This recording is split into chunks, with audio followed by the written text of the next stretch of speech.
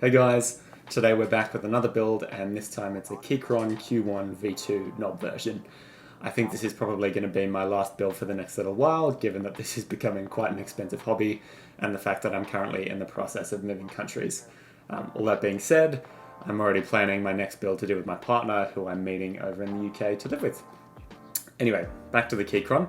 I purchased the bare bones version of this board, along with some safety linear switches from TechC and some orange and black MSA profile keycaps from AliExpress.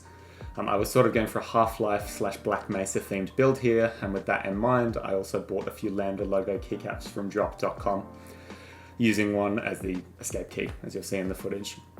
To complement the orange and black aesthetic, I bought a black vegan leather desk mat from Amazon and a custom coiled cable from Candy Keycap on Etsy. I did have a look at Half-Life desk mats and even tried designing one myself with a repeating grey and black Lambda pattern, but felt it would make the desk look a little too busy and so just went with the black in the end. I'll put the details up on screen, but the total cost of this build ended up being about 450 Australian dollars, excluding shipping.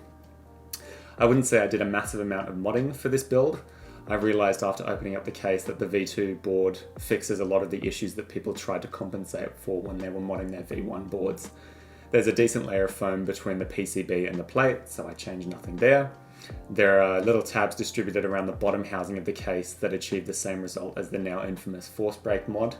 Nonetheless, I bought the blue Scotch tape, which people recommend placing in between the top and bottom housing to stop that awful pinging resonance that metal cases are notorious for. So I just placed the tape over the tabs that were already there.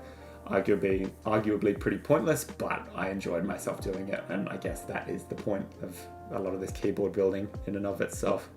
I also placed a few layers of tape on the underside of the PCB to give it a more sort of muted sound signature, and again remove some of that sort of resonance from the metal case. There's a thin layer of foam under the PCB stuck to the bottom housing. I tried buying some car insulating foam online to replace this, but the stuff I got was way too thick to fit in the keyboard case, and I sort of found that I was pretty happy with the sound profile that I achieved without the insulating foam, so I decided to just leave it and use the foam that I ordered online for packing all my stuff to ship overseas. I lubed the switches as usual with Krytox 205G0 and filmed them with Durock switch films. I decided not to film that process this time. I think, quite honestly, if you're watching a video like this, you probably already know about how switch lubing works and you've seen what the process looks like in YouTube videos before.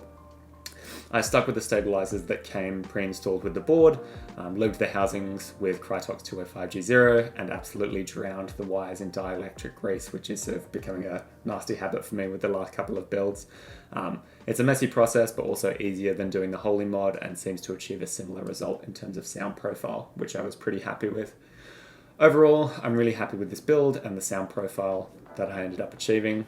I'll leave you with a stock versus modded sound test at the end of the video. Hope you enjoyed, and thanks for watching.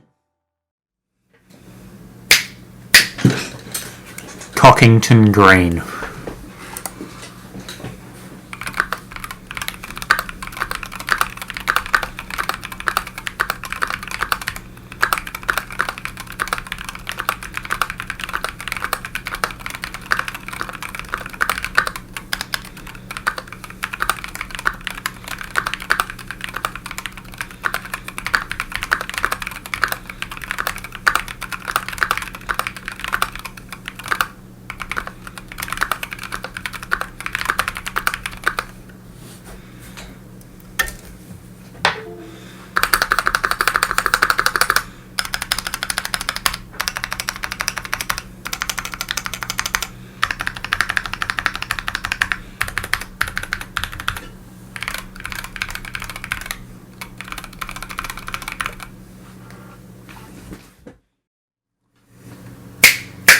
Irrigation issues.